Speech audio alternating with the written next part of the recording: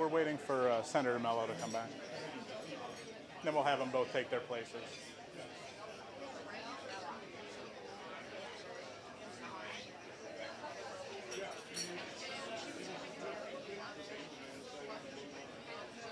How's it going?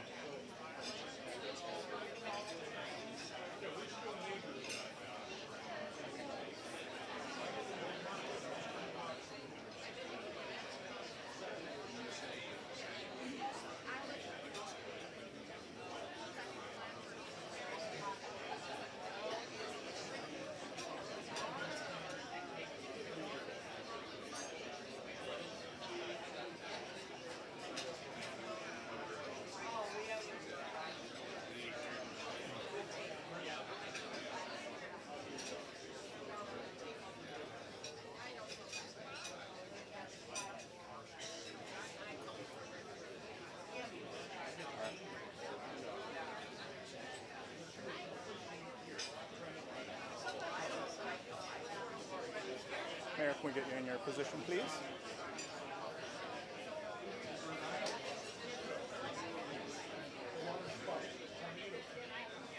You get through there? It's probably, I've tried the other avenues.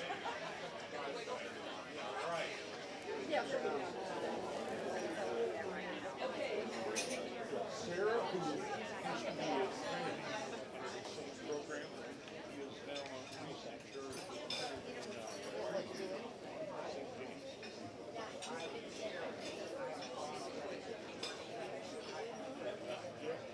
All right, we ready, Will? Everybody ready? Okay. Do you want to go up, Ann?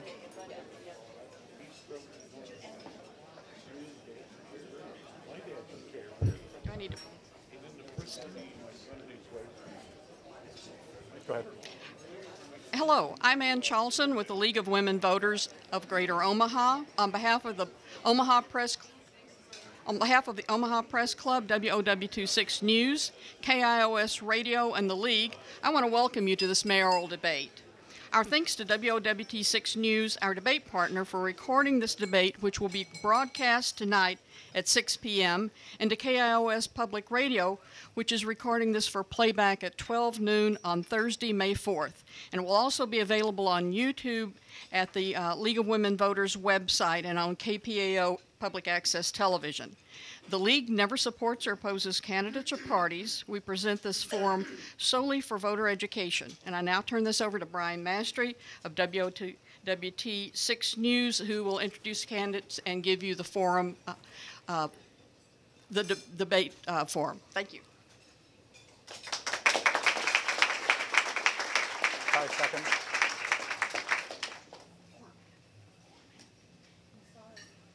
Hi, everyone, and welcome to the Omaha Press Club for the second mayoral debate. We're glad to have you with us. This will be a 1-hour event, commercial-free. It's a nonpartisan race. City races are that way, but if you ask people, that never really seems that way. We ask to keep your support. You can tell we have a live audience here today on the Omaha Press Club, high above at the 22nd floor. So try to keep your comments, if a support, opposition to yourselves. However, this is the one time when you can cheer as much as you'd like. Let's meet the candidates. Mayor Jean Stothert, Senator Heath Mello.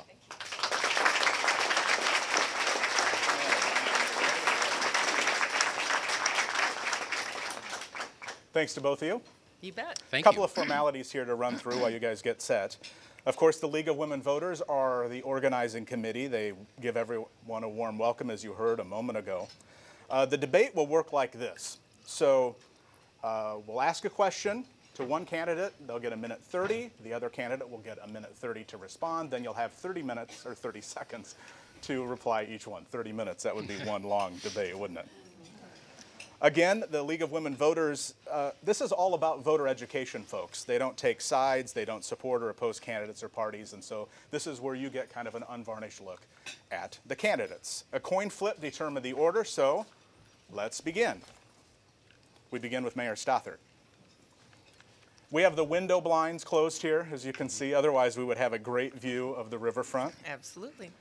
Considerable progress has been made over the years on the riverfront, but if we'd look out right now, you would see a failed restaurant, and it was supposed to be the centerpiece of development, and a lot of concrete covering lead-contaminated soil. Does that bother you? Well, first of all, you don't see a failed restaurant because it's been demoed, so you don't see anything on that area down there now. But no, we have right now a great committee of business and philanthropic leaders, as well as myself and Mayor Walsh, that are working on that property that the city owns, and that's from the Bob Carey south, and including the landing, including Heartland of America Park, and then going west and including the Jean Leahy Mall. And what we have done is we just put out an RFQ. We got the results back already, and we are going to hire someone that will design that area for us. Now, again, this is an area that is a former Superfund site, so we had to do a lot of engineering work first. We had Lampreneerson engineer it to let us know exactly what we could do there and what we couldn't do there. You can't drill down and you can't violate the environmental cap on there. But we are moving forward with a great plan for that area, and this is not something that's pie in the sky in the future. This is something that our business and philanthropic community are really engaged in and want to help fund too. And just to show you our progress on this too, we want to be able, once we develop that riverfront, is to be able to give people a straight shot to it. Right now it's kind of like turn by the pine tree and then you turn here and by the railroad tracks. So we are actually engineering right now, doing some engineering work on what it would take to punch Capitol Avenue straight on through. So if people want to go down to the riverfront, you go down Capitol and you're there. But we want to design something that will bring people down there every day of the year, and it will be Omaha's new signature. Senator Mello, you have 90 seconds. Well, first off, thank you, Brian, and I'd like to thank, obviously, the Omaha Press Club for hosting us today, the League of Women Voters, and WWT for televising today's debate over the lunch hour, as well as on tonight's news. And to some extent, what I've heard from people across the city is that our riverfront is a unique opportunity we have. But the biggest concern people keep raising to me is the lack of public engagement in the process of evaluating the opportunities, as well as looking at what we actually want to see the riverfront do outside of just development. The one thing that has been clear is that we have opportunities in North Downtown right now, as well as opportunities at the Heartland America Park and the former ConAgra World Headquarters campus. And what we haven't been having the discussion is how the riverfront area outside or just east of the CenturyLink Center will serve as that bridge and serve as the public bridge more than anything else. While I, as a candidate, may have a vision of my own in regards to seeing that space be a more public space that brings people from Elkhorn to South Omaha to North Omaha all to want to stay and spend quality time there, the biggest concern is what we haven't heard are people, actually taxpayers, coming to the seat at the table and giving their feedback, giving their input, and letting the city administration know this is what we want to see the downtown look like, this is what we want to see the riverfront look like. And I think for me, that would be my first step as Omaha's next mayor. Mayor Stothert, you have 30 seconds. That's not actually accurate. We've had a huge amount of public engagement. In fact, when we first started really diving into the waterfront during my administration, we did a ULI study. The Urban Land Institute came here, and then it was followed up with the Rose Fellowship that I was one of 4 mayors in the country. And with that process, we really engaged the community. We had multiple people in the community attend those meetings and talk about really what they wanted to see in that area.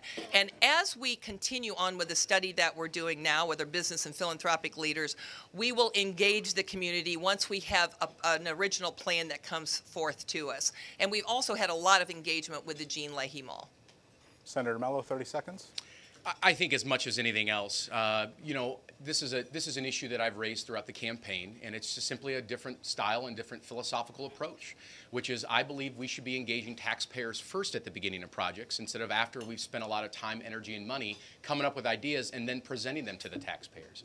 I think for me it's a fundamental different way of how you govern, of how you look to engage people, of bringing them at the front end of a process instead of simply at the back end. You guys are doing great. Following time cues. Congratulations on the first question. It's hard to miss the stop sign. Well, you might not see it at home, but it's just off to my left here, right there. I keep waiting for Ann to give it to me. Second question, this is for Senator Mello. When cities lure a company to town, it sometimes seems as though mayors, other elected officials, give away the farm. And then when that company leaves, gone are those jobs, along with millions of dollars in tax incentives and an empty building. What we're asking today, is it worth it? And should the company have to pay back some of that money? Well, Brian, that's a great question, and I think that's been a conversation that people across the city have been having since ConAgra moved their world headquarters to Chicago. That we as a state back in the mid-1980s really went out of our way to create really the first economic development incentive toolbox in the country to try to keep ConAgra from leaving Omaha to go somewhere else. And I would say over a number of years at the state level that we have seen changes, tweaks, and reforms to our existing economic development tools and packages to try to ensure that we as a state are competitive in regards to bringing new companies into Omaha. I think what we have been able to do at the state level, and to some extent some of my work as a state senator over the last year, is making sure that when the state does provide tax incentives to companies, if they don't fulfill their requirements, that there's a clawback mechanism available for the state to be able to get their funding back, as well as the city to be able to get their funding back when they give up sales tax to these companies. Moving forward, I think that is going to continue to be probably the linchpin of any major reforms we see moving forward at the local level and at the state level when it comes to providing tax incentives to try to attract companies and or to assist existing companies to expand, is making sure that we can make an argument to taxpayers of why we're doing what we're doing, but also make sure that if a company doesn't keep their promise, that we're able to go back and claw back that funding back on behalf of taxpayers, both in the short term and the long term. Mayor Stothert, 90 seconds. Well, yeah, I think right now we don't have many economic development tools. With the state, LB 775 happens to be one of them. With the city, we offer TIF for the development of businesses. But if you're just talking about ConAgra, I want to say ConAgra was here for around 40 years. And ConAgra was an enormous city partner, and they have not gone yet. You know, they still occupy 3 of the 5 buildings down there. They're still one of the top 50 employers in the city, and there's still 1,200 employees down there. So the incentives that they receive, in my opinion, has certainly paid off now over the 40-year period. And they are still going to develop that area too. There's a great development that is planned. I've seen it. I know what it's going to look like. They're going to announce it probably in June this year, and I'm going to be right there side by side with them. So all is not lost with ConAgra. But of course we want our businesses, our current businesses to grow, and we really want to work on new businesses coming in. And that's one thing why we have such a good partnership with the Greater Omaha Chamber. And I have been to many, many meetings out of state with the Omaha Chamber working on attracting new businesses here. And they have done a great job. Since I have been mayor, there has been around 250 economic development projects since 2014 with the Prosper Omaha plan that they have attracted to Omaha with an investment value of around $1.8 billion. So, you know, working together, we have done a great job of giving the incentives that we have available and trying to keep our existing businesses like ConAgra here and attracting more all the time. 30 seconds, Senator Mello. Well, I would respectfully disagree with the mayor in regards to the work the legislature and 2 governors have been working on in regards to economic development at the state level. We've been able to provide $10 million to the state's job training cash fund. We were able to create actually a bill of mine, the Omaha Land Bank bill, back in 2013. And just last year, we were able to create the Property Assessed Clean Energy Financing Act, which allows cities like Omaha to be able to provide better financing for energy efficient upgrades to both residential and commercial properties outside of more funding for internships and more funding for industrial site development. And I think that ability to work with Republicans and Democrats in the legislature and the governor will serve Omaha well as I'm Omaha's next mayor. Mayor Stothert. And I don't believe that was the question. You know, the question isn't these different incentives like the PACE program, which just recently the city of Omaha will be the first city in the state of Nebraska that will take advantage of it. The land bank is something, of course, that was created by the legislature, but it takes the city and an ordinance to get it going here. But I don't believe that's what we're talking about when we're talking about incentives and should they be paid back if a business left. And so that's what I was talking about with my comments.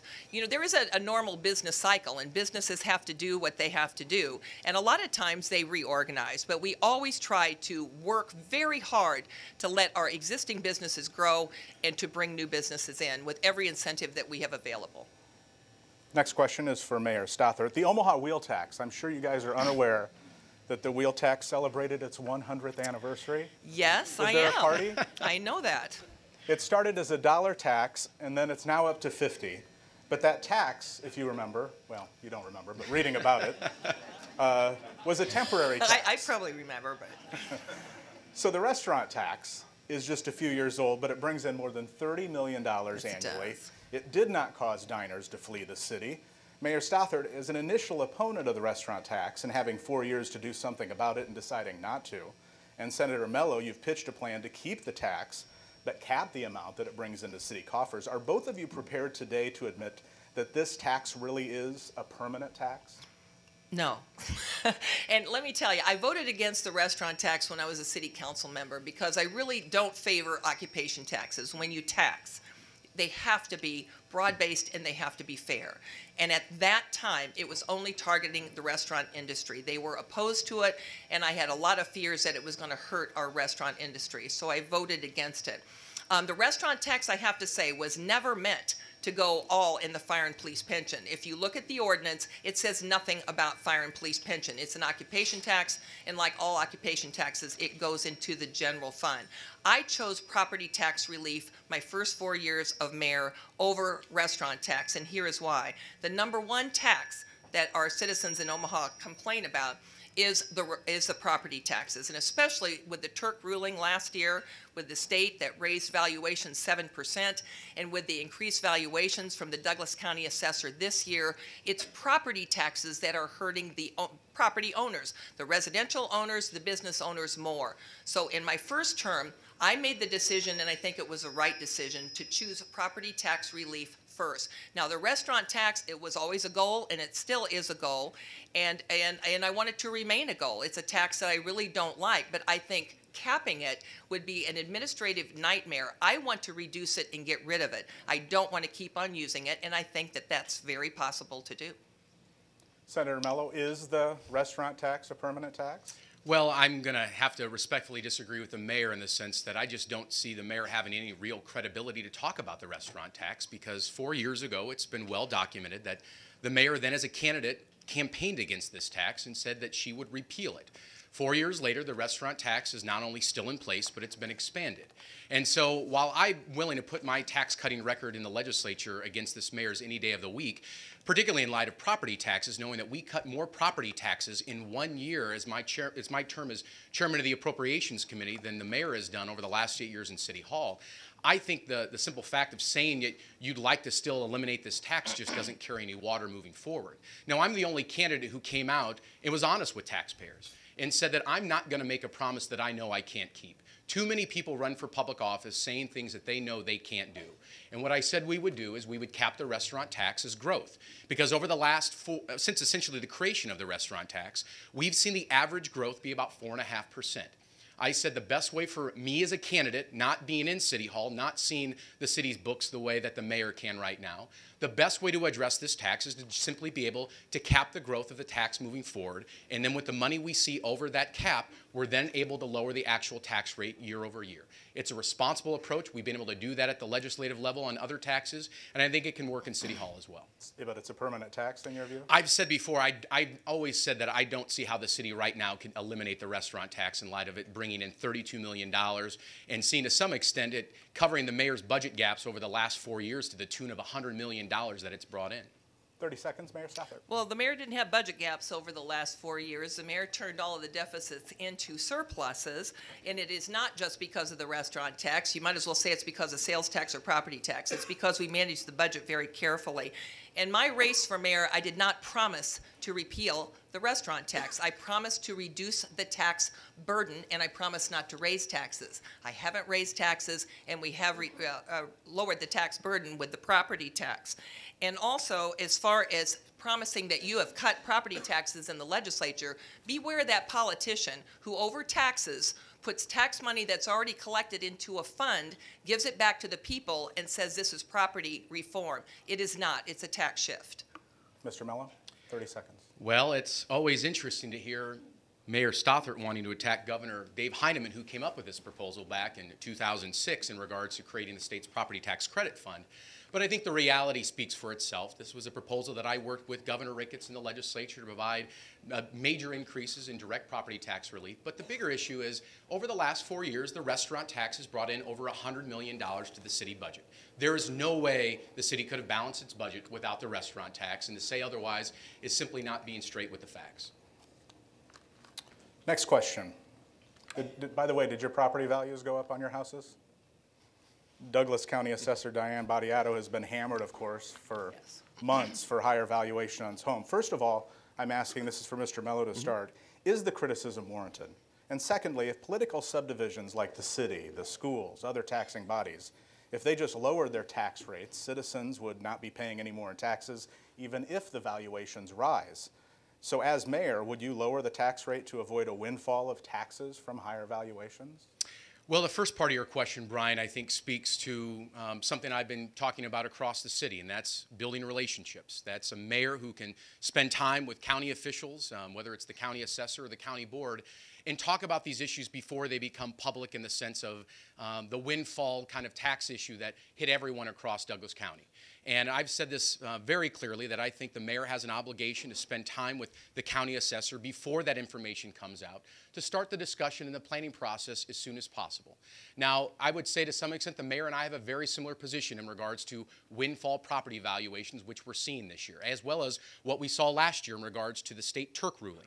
That any time the city sees a valuation increase that's been unexpected, I believe the mayor has an obligation to work with the city council to try to find ways to lower that actual tax rate. Because that was not valuation that the city had ever planned on, nor is it based on anything that we would see on economic growth that traditionally happens year over year on a percentage of what we traditionally see valuation increases. So for me, I issued a statement back earlier this year saying that I would work with the city council to reduce property tax rates in years like this when we see windfall valuations, because I don't believe it's good for taxpayers, but I also don't think the city should be reaping the benefits of an unforeseen valuation that was not connected to economic growth.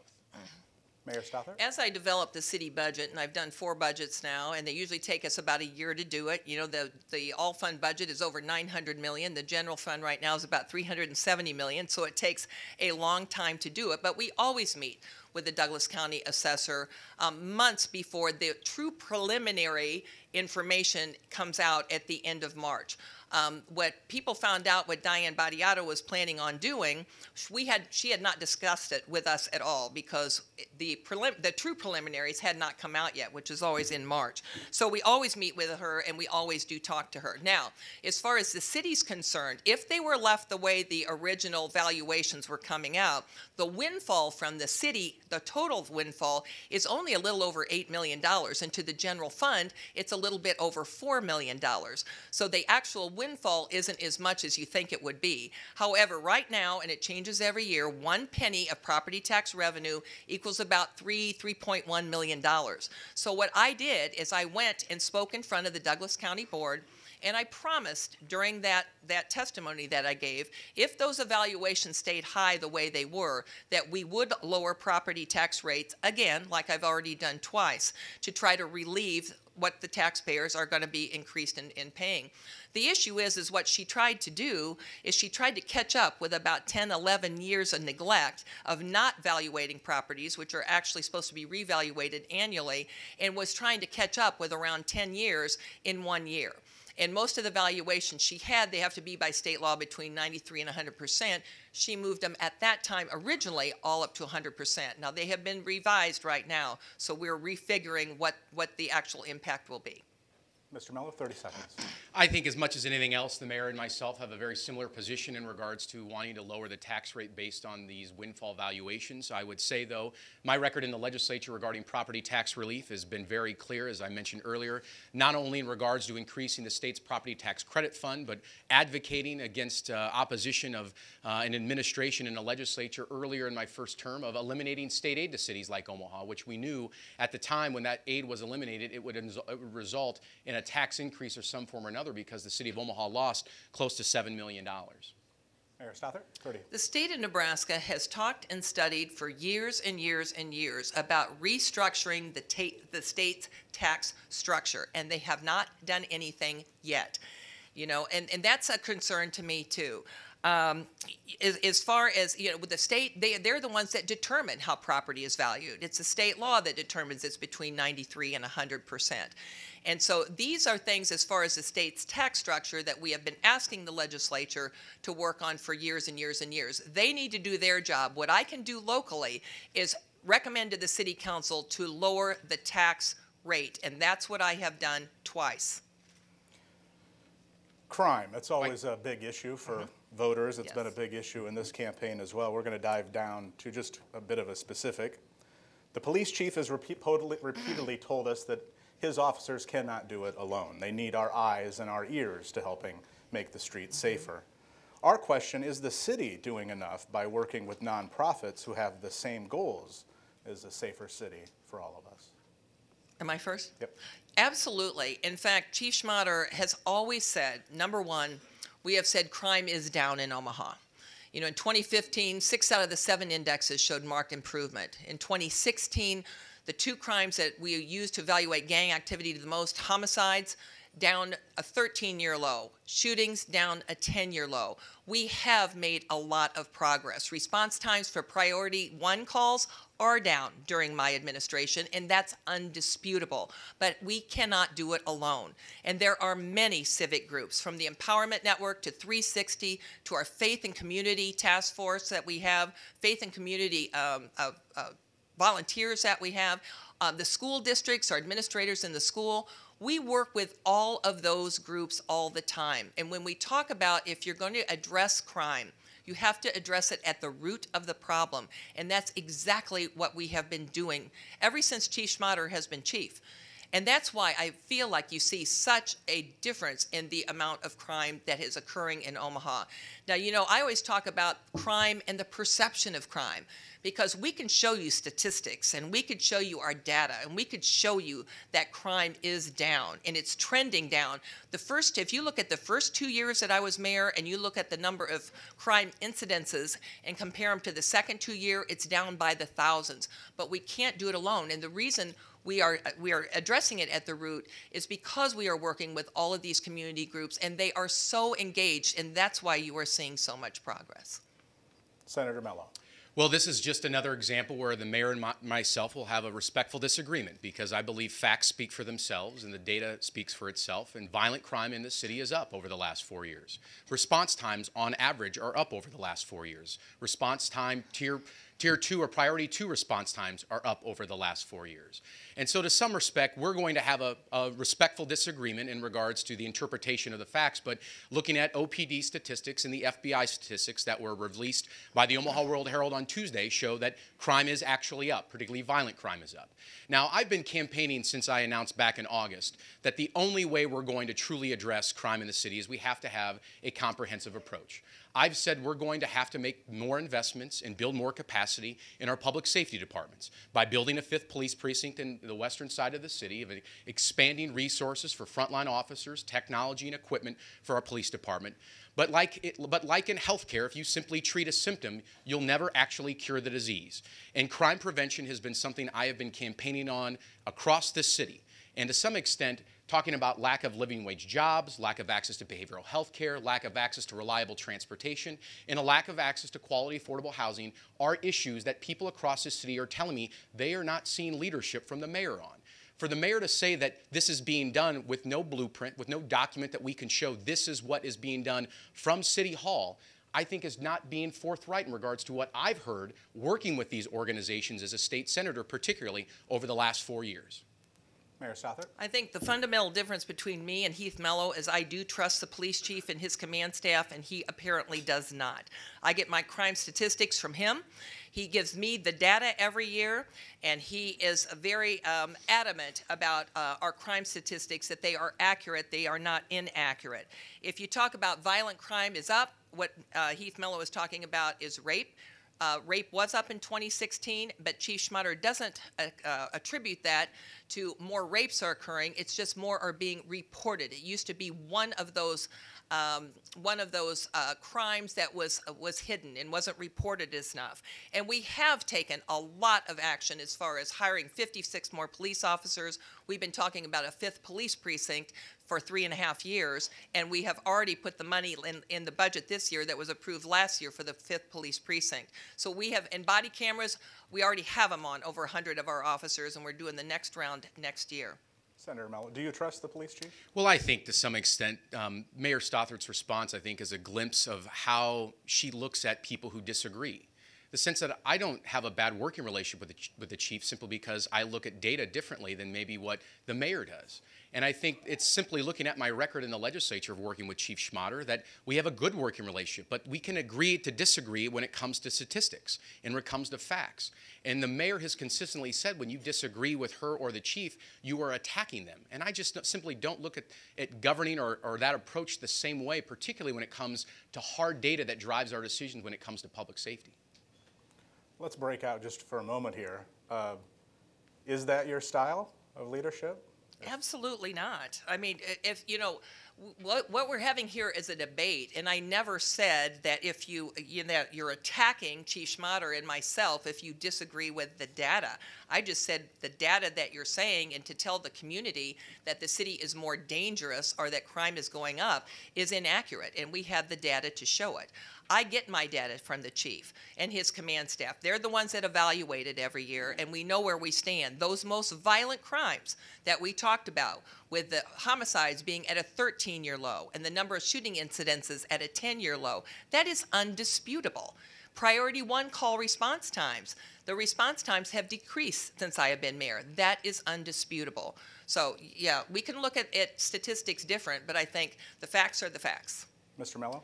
Mayor, you just said in your previous answer that I don't trust Chief Schmatter because I look at data differently than you and he does. That's not calling it an attack. And the other night at our debate, you also asked me a question of how could I work with Chief Schmatter if I don't trust him because I have a different interpretation of the data.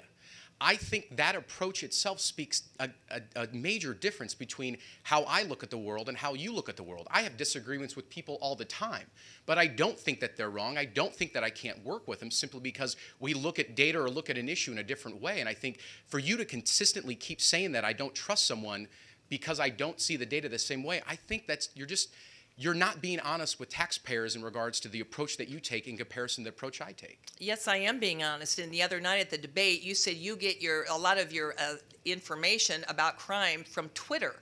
And I said, I get mine from the chief of police. There's a big difference there. Well, actually, I get it from the police scanner, which I think if anyone who listens to the police scanner will see an unvarnished information that comes from 911 calls. That's not anything that you can't listen to or I can't listen to or anyone in the audience can't listen to day in, day out. So for me to get information from the police scanner as well as information from our frontline police officers, our police chief or our firefighters or fire chief, I think getting more information is good. I think getting different opinions is good. And I think having a respectful disagreement in regards to an interpretation of data doesn't mean that you can't work with someone. At least that's the way I've approached my time in public office. And I would say what an insult it is to all of these community groups, all of these crime-fighting groups we have, Empowerment Network, 360, our Faith and Community Task Force, our business leaders, our leaders in education that have worked so hard with the city to decrease crime, and they talk about it all the time, about our improvements and our successes in the city, to turn around and say, you're all wrong, because my statistics, the way I look at it, are different. Mayor, I think to some extent you know my involvement in a lot of those organizations. So for me to say anything about the good groups that I work with, I think is a bit out of bounds. But I think the reality is data speaks for itself. I don't think it's left up for a political interpretation, as the World Herald wrote a front-page story on Tuesday explaining that the Omaha Police Department's data and the FBI's data shows that violent crime is up in our city. And it showed a number of different crimes over the last 4 years that is up. I didn't say it was because of Chief Schmatter. I didn't say it was because of frontline officers. I didn't say it was because of good community organizations trying to improve their neighborhoods. It's simply data, and it's simply a fact. And I think I'm running for mayor because I believe we can be a better city. And I believe we need a mayor right now who's willing to bring more people together, have an honest conversation about where we can go as a city, and use data as a driving point for that discussion, and not simply pretend that things are going great without really addressing some very deep issues that we know we have to face as a city. 15 seconds. And well, I do think Omaha is more than okay. And I will tell you, in 2015, of the 6 out of the 7 indexes we used to evaluate crime saw marked improvement. In fact, it was an overall 14% in reduction of crime. In 2016, there was a few crimes, like violent rape that I said, that statistically were up. But our number of homicides and our number of shootings were both down, and you hardly see any other city in the entire country of our size that saw such a dramatic increase in homicides and the number of shootings in 1 year. Those are great successes, and I'm very proud of the Omaha Police Department and our community partners. All right, we've been off script there, so I think we've kind of talked that one enough. Next question. We have more to say. Well, we probably could fill the whole hour with that. Next question is for Senator Mello. To what extent should the city be welcoming and protecting immigrants and refugees in Omaha? And are you concerned the actions would jeopardize the money the city gets from the federal government? Brian, that's a great question, and I know this has been a point of contention between me and the mayor over the last month or so, specifically in regards to Omaha being a sanctuary city. I've been very clear, Omaha is a sanctuary city, and the reason why it's a sanctuary city is based off a long-standing department policy in the Omaha Police Department that ensures that our police officers do not serve the role as immigration, customs, and enforcement officers. We don't have frontline police officers pulling people over and questioning whether or not they're here in our country legally or if they're undocumented. That is something that separates Omaha from a lot of other cities, and we have a policy in place that the chief has spoken on of saying this policy helps make sure Omaha is a safer community. And the reason why we're a safer community because of that policy is it allows anyone in our city to feel that they can communicate to a police officer if there's been a crime committed against them, a crime committed in their neighborhood, and they don't fear the repercussions of the police department coming in and acting as a federal immigration officer. I support the existing policy. I think that policy has been good for our city.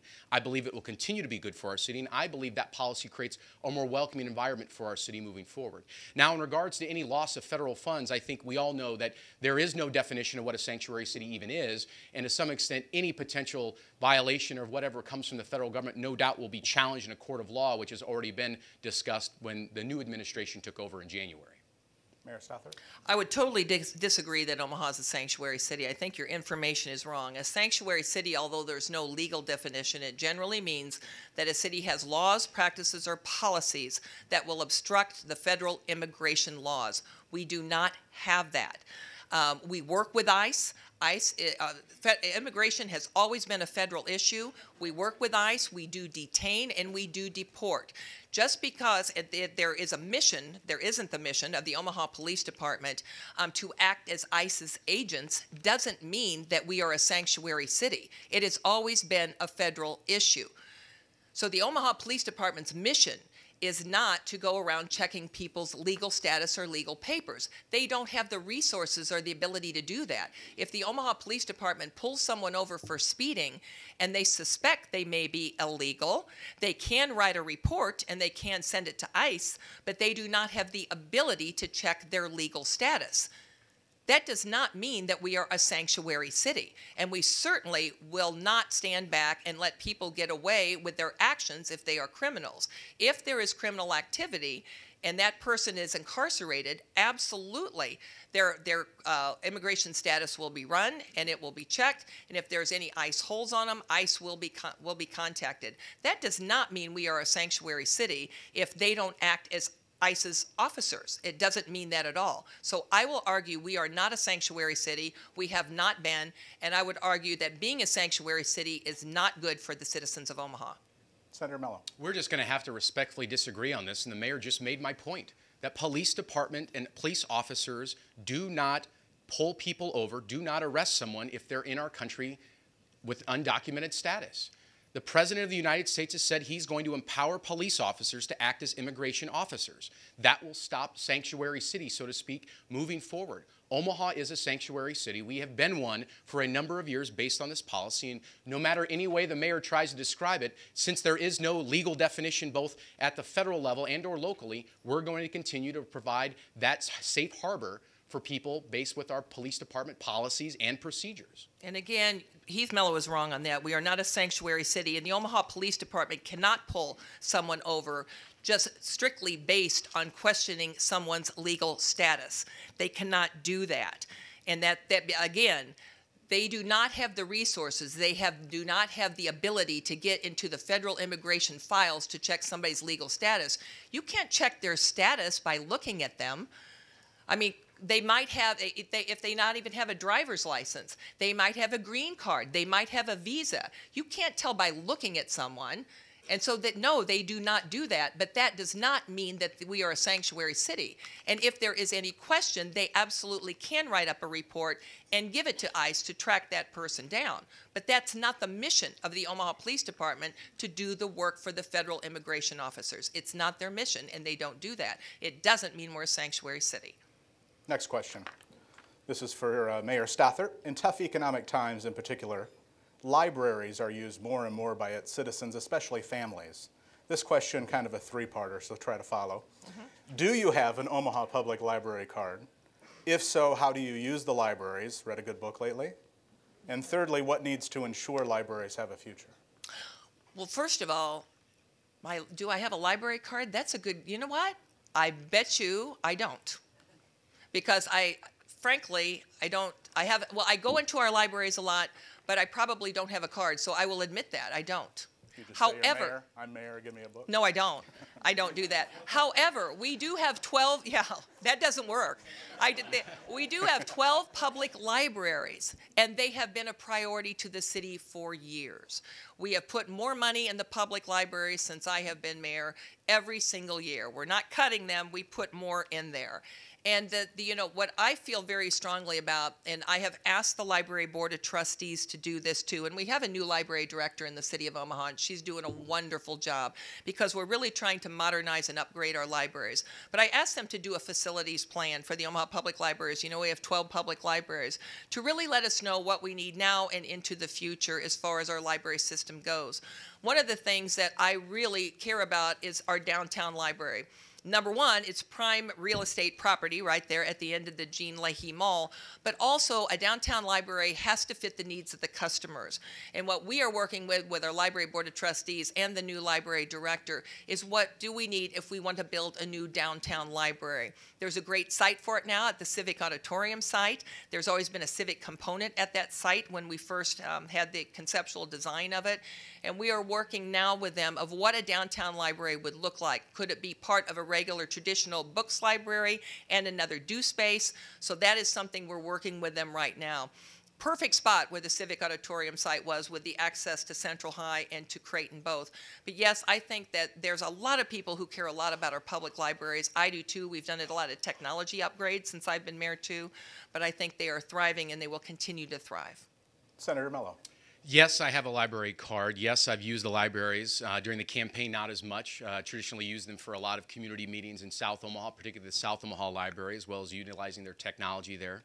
And I would say to some extent the future of the libraries in our city is going to be truly based upon leadership from the mayor's office. The ability for the mayor to try to build the public-private partnerships that we know are needed to be able to enhance our existing library system, because they have consistently over years said that they have been one of the lowest funded public library systems in the country. Now, the mayor did bring up an issue that I've discussed at a previous forum, which is the public library master plan. I've spoken with library trustees that are no longer part of the library system, and they were very clear with me that they requested funding from this mayor to do a capital facility master plan, and the mayor would not provide the funding in the budget. Now, this recent year, they asked again for the full amount of money. The mayor did provide some amount of the money, but required then the Public Library Foundation to go have to raise money to go find the rest of it to do this actual study. For me, I think that is indicative of, if you value libraries, you will find a way to determine the future of your library system when it comes to a facility master plan. And as I've said this before, I don't believe we can be just coming up with ideas of how we want to build a new library downtown or anywhere else until we see this master plan first. I'm convinced more than anything else, in spending time, particularly in the western end of our city, they have consistently told me in knocking doors that they need library services now more than ever. And to some extent, I think when we see this facilities master plan come out, we will find and see that the services in the western end of the city is lacking, and that we will have to find a way to build a public-private partnership in a new model moving forward with our philanthropic community to make our library stronger than what we see it today. Mayor Stothert, 30 seconds. I will say that statement is false, that they asked me for money for a study that I didn't provide. When they asked me for money for the study, we did provide it. I am the one that asked for that facility master plan to be done. And so they are doing it. They're in the process of doing it because we want to know what they need now and into the future, because the future libraries may be different. Look at the do space. That has exceeded and been successful beyond expectations. So do we need more of those in Omaha? Do we need a combination? That's what I'm talking about downtown.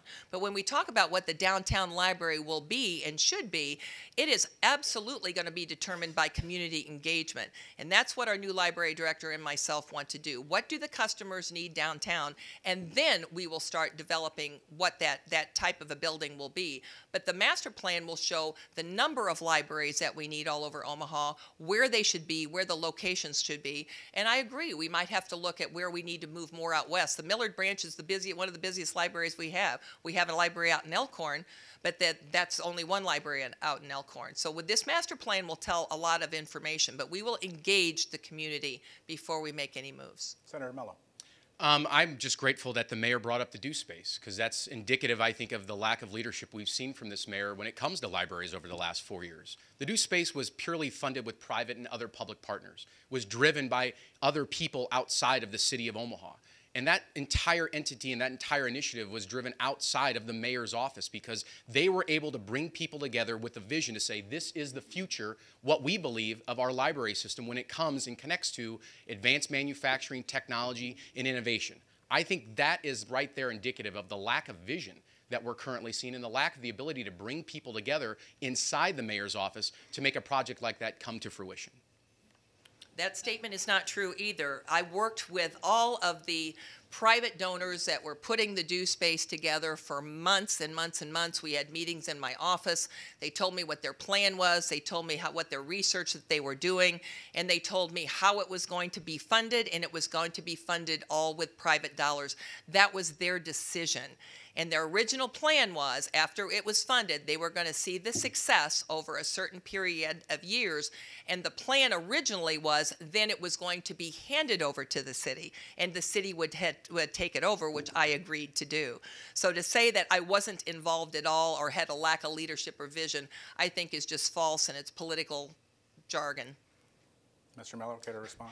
Mayor, I've spoken with those same individuals part of this project, and there's a reason why it was not driven by the mayor's office. I don't know how to describe it any other way except that this was an initiative by the private sector and the philanthropic community. They had a chance to say, we want the city to be our partner in making this happen, and for whatever reason, they didn't make the city a partner in making the due space a reality. So whether or not it's a question of having a meeting or a conversation, there was an opportunity for the city to be at the table saying, this is a vision that we want to help drive forward as well. This is where we think we can go as a city when it comes to our library system. And the city was not in that position moving forward. Your statement is wrong. The city was at the table. And I think right now you're making things up. The city was at the table. We knew about it. We knew what their plan was. We knew what their direction was. And we knew that they wanted to privately fund it. They went all over the country and looked at opportunities with other libraries and how they run and how they work. That was their desire, and the city was a partner and has been a partner. From the original plan that it would be handed over to the city in a certain period of time, that may have changed because they are overwhelmingly successful now, but it's not because the city said we're not interested in it. We have been a partner. We have been a partner from the beginning. This next question for Mr. Mello. Both of you have significant track records in politics, from city council to mayor, 8 years with the legislature. That said, how would you describe your governing philosophy as different from your opponents? And tell me something you admire about your opponent. Well, I would say my philosophy has been very clear from my time in the legislature of trying to be someone who's a convener, a facilitator, and someone who builds consensus. I think a lot of the issues in a legislative body like the unicameral is very difficult when you have urban senators, rural senators, Democrats, Republicans, independents, liberals, moderates, and conservatives. And somewhere along the line, my Republican majority colleagues were able to decide that they wanted to entrust me with the state budget process and elected me chairman of the Appropriations Committee. We were able not only to balance state budgets, we were able to not only provide tax relief, but we were able to tackle some significant issues involving education funding, criminal justice reform, and infrastructure financing. I think the approach that I've taken in my time in public office and talking during this campaign is one of being a collaborator. One saying that I may not have all the answers, but I believe in bringing people around a table and making sure everyone has a seat at that table and has their voice being heard to see how we can get everyone to walk away from that table feeling like they have ownership over the ideas or the issues that we discussed. Now, in regards to Mayor Stothert, I would tell you this much. I admire Mayor Stothert's ability to continue to focus in regards to wanting to see public safety be addressed. I think that, for me, is something that we have we have some disagreements maybe on facts, but I've seen she has been tenacious in regards to wanting to focus as that being her priority. But I also admire the mayor's willingness to always try to at least spend time with me and the other candidates during this campaign and be very, very, I think, diplomatic, very respectful, very polite. And this is a very rough and tumble experience, and we all know that. And I've appreciated and admired the mayor's willingness, even when we don't agree on something, to shake a hand beforehand, shake a hand afterwards, say that it was a good debate, we had a good conversation, we'll see each other at the next event. I think that, for me, I appreciate that experience and admire that more than anything else. Mayor Stothert? I would call my style of leadership consultative, and I always use the word shoe leather. I'm not the kind of mayor that sits in their office all day. I'm out in the community all the time in all 7 city council districts. I think with consultative, I think you go back to where I began, as a school board member. I worked and consulted with my school board, and I was on the school board for 11 years. I was elected by my colleagues as president for 3 years and vice president because we worked well together. On the city council, the same thing. Democrats, Republicans, we work together. And I always said to my colleagues on the city council, there may be 2 or 3 issues we disagree on, but there's probably going to be 100 more that we do agree on. And I think it's evident since I have been mayor how well I have worked with the city council, Democrats and Republicans, and a good example of that is the city budget. I remembered one year when I was on the city council, we had a budget meeting that we were sitting in the chamber till almost 11 o'clock at night. As you noticed, our city budgets now, very little conversation, very few amendments, because I work with the city council at developing the budget. I meet with them ahead of time. What is your vision? What are your plans? What do you want to see me put in the budget? And I think that just shows the collaborative spirit that I have worked with as mayor, as a city council member, and as a school board member. Now, what do I like about Heath Mello? I'm not going to say you have good hair, but I'm going to say he is a very hard worker. And the one thing that I really like about him is I feel like his family comes first. I think that's very admirable. I know his wife. I knew his wife when I was in the city council. I love Catherine. We worked on the .con board together, and I think that is very evident that you love your family and you're a good citizen. Thank you. Well, I would say I want to hear more. Well, I'm humbled, Mayor, by that comment, and I would tell you that obviously Catherine and our kids are no doubt gracious for those comments as well. And I think Joe, as much as anything else, you involving your family in the campaign is admirable. I wish we could, to some extent, with little kids, we're not able to take them out as much, but you've done a great job of keeping your family close and keeping them first as well. And congratulations again on becoming a grandmother in the upcoming year. I think those kind of things is sometimes challenging as this experience can be. There is a human side to what we do, and to some extent both in regards to both a young family and to some extent expecting more members to a family. I appreciate your kind words and appreciate what you do as well for your kids and your family. See, we can all get along. Can I make one small comment? Yes. I've always said any new candidate that comes to me and that wants to run for office, I always tell them it's going to be harder on your family than it is on you. And I think you would probably agree with that. It's really hard to be a wife or a husband to sit in the audience and listen to somebody attack you or say things that are wrong about you. Taylor Royal is here today. I said the same thing to him and his wife and his family, and I know we all agree. It is tough. But thank God people will go out and run for public office and try to do the right thing. So, again, appreciate all you being here because I know it means a lot to you, too.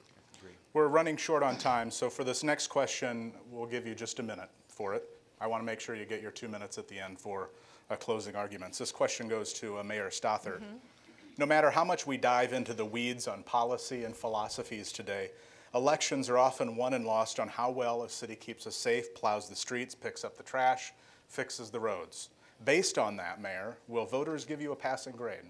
Oh, I believe they will. I mean, I have always talked about the fundamentals. When I ran for mayor, we started out 4 years ago with a very clear vision, and that vision was to keep our city safer, to straighten out the city budget, to grow our city economy and jobs, and to make us more customer service, make us with better customer service. And I think as you see the things that we have done to improve customer service, you know, we have a new snow plan now to make it much more efficient than it was before. I purchased 14 new snow plows and added 16 more people to the Public Works Department. We are evaluating now a new trash plan, garbage pickup plan for your solid waste, yard waste, and your recyclables. I think that the efforts that we have made, street resurfacing, always a huge issue. When I was on the city council, we had about $2.8 million in 2010 in street resurfacing. We have about 11 million now, and about 320 million in the capital improvement plan for streets and transportation. And also another 6.8 million for the unimproved roads. So I think people see that we have made a big effort. Roads, of course, we have a lot more work to do. They're 50 years behind, and you can't catch up in 4 years. But every year they get a year older. And so I think people see that we have made a great strides and great improvements, and we delivered on those promises that we've made. But working together, we will continue moving forward with our successes. So yes, I believe they will give me a passing grade. Mr. Mello, based on some commercials I've seen, I suspect you have some things to say. Well, I wouldn't be running for mayor if I didn't think we could be a better city when it comes to delivering city services. And I think it's simply to go out and drive around the city right now, and you'll find out why a report last fall noted Omaha having the 7th worst streets in the country, that we are facing an infrastructure crisis right now as a city. And to some extent, the mayor and I have a disagreement in regards to what we've seen with yard waste pickup over the last couple of years in regards to the mayor's decision to let waste management out of an obligation they had to pick up our yard waste and to threaten the Omaha program moving forward. I'm just convinced right now we as a city can be much more innovative and much more creative when it comes to providing city services. I've unveiled a plan to try to change and reinvent the way City Hall operates, bringing in some of the best practices from the private sector, looking at ways to cut red tape, and trying to truly engage the public at the front end of processes by creating the city's first ever civic engagement plan to bring people inside City Hall to help us make it not just more technology friendly, but truly try to put people first when it comes to the city's services they expect and what outcomes they truly want to see from every single city department. 15 seconds. Well, first of all, I'll go back to waste management. I did not let them out of the contract, and that's been evident in the news lately. Last 2 years, we had a nationwide shortage of drivers. Trash, our yard waste was sitting on the people's curbs for 4 and 5 days, and it was a health and safety hazard. So I allowed them and directed them to commingle and collect for 2 years because it was a safety issue. But we did not let them out of the contract. And in fact, we fined them, and they'd reduce the cost to the city during that period of time, too. And they are collecting it separately again this year. So my time is up, and I had so much more to answer. We'll go to closing arguments Okay. here. We'll get in that time. And we had drawn earlier, and so that was based on the arrangement. You have 2 minutes, and we start with Senator Mello. Well, thank you, Brian, for moderating today's debate. Obviously, thank you to the League of Women Voters, WWT, and obviously the Omaha Press Club for bringing us all together. I think it was a good conversation, a good dialogue, and no doubt we'll continue this experience for, I believe, the next 24 days as we get 25 days as we get closer to May 9th. But more importantly, obviously, thank you for coming out and sharing this time with us. As I've said before, I'm running for mayor because I believe we can be a better city. Growing up the son of a factory worker, and my mother was a house cleaner, my parents raised me with some very fundamental values that I hold dear to me to this very day. The values of hard work, taking responsibility for your actions, to look out for those less fortunate than yourselves, and to live by the golden rule. Treat people the way you want to be treated. And when I announced my intention to be your next mayor this past August, I said there was 2 main motivations of why I decided to run. The first was that I simply believed that the city of Omaha needed to have a unifying, aspirational vision for the future. That we needed as a city to become a city that focused on expanding opportunities for everyone in our city so that we could truly become a more welcoming, more connected, more innovative Omaha. And the second reason was something that was just a bit more personal. My Catherine, my wife, and our 2 kids, our daughter Angelina and our son John Francis, we go to bed at night wondering and worrying about what we're going to leave them as parents, but also what we're going to leave them as a city. And I know we're not the only ones who go to bed thinking about that. Will we leave them a city that allows them and children like them to be able to go find good paying jobs and great careers here in Omaha so they don't have to leave to go to Denver or Chicago to go chase their hopes and dreams? Will they inherit a city that is truly focused on technology, focused on being more innovative and making sure that our neighborhoods are safe no matter where they choose to live? I'm running for mayor because I believe our city has missed significant opportunities over the last 4 years, and that we as a city have some very urgent issues that we have to address. And we need a mayor who has the energy, the focus, and the vision to bring people together, to build consensus, and make Omaha a better place, not just for the next 4 years, but for the next 20 years.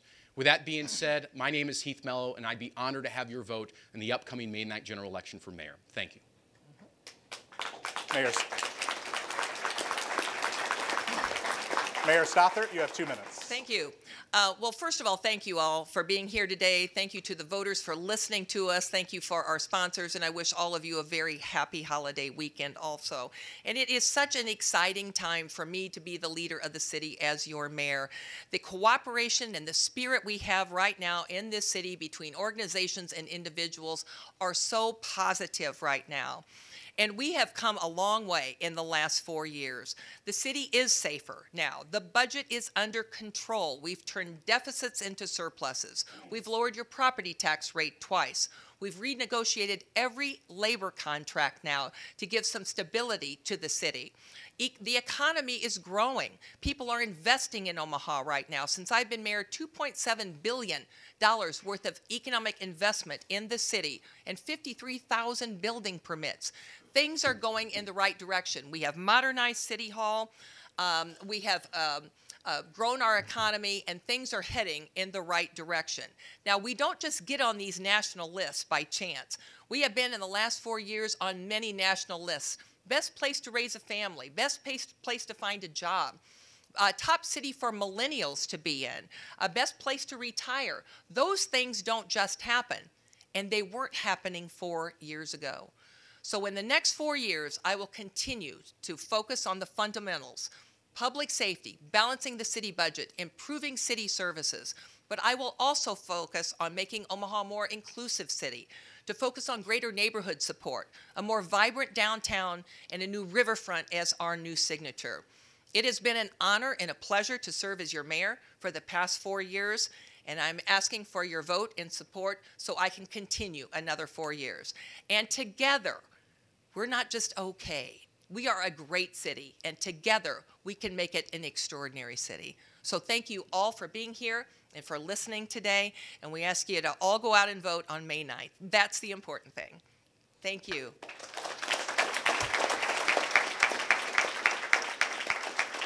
Mayor Stothert, Senator Mello, good luck on Election Day to both of you. We are 25 days away.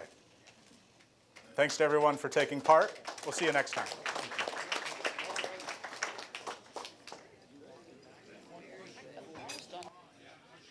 Oh, my back is fine. No.